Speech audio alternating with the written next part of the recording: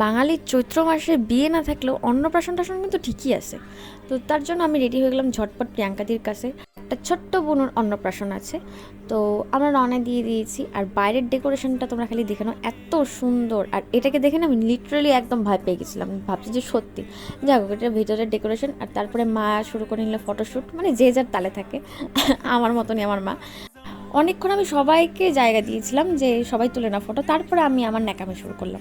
তারপরে বাবা একটু গান ঠান করলো আর কি, আনন্দ করলো সবার সাথে।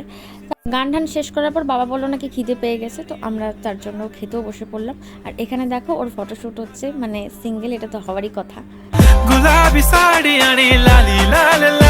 খাওয়ার সময় যে আইসক্রিমটা দিয়েছিল ওটা আমি তখন খাইনি, পরে খাচ্ছিলাম আর কি। তারপরেও ফটোশ্যুটে মানে চলছিল, মানে অনেকক্ষণ ধরে ফটোশ্যুট হচ্ছে। আর ইনি হলো এই ছোট্ট পুচকির বাবা।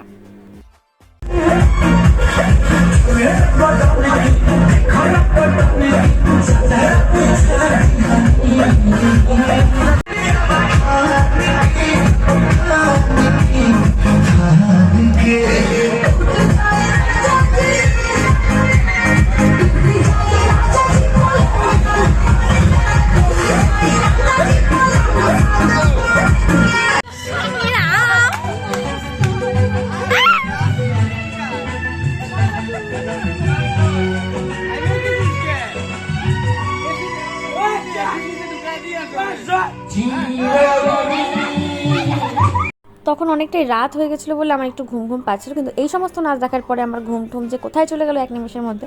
যাই হোক, তারপরে এই ভাইটার মানে বার্থডে পড়ে গেছিলো, তারপরে দিদার সাথে একটু হাসি ঠাট্টা মজা করে এরকম ফটোশ্যুট করে আমরা চলে গেলাম আমাদের বাড়ির উদ্দেশ্যে। তো অনেক মজা হলো, অনেক কিছু হলো।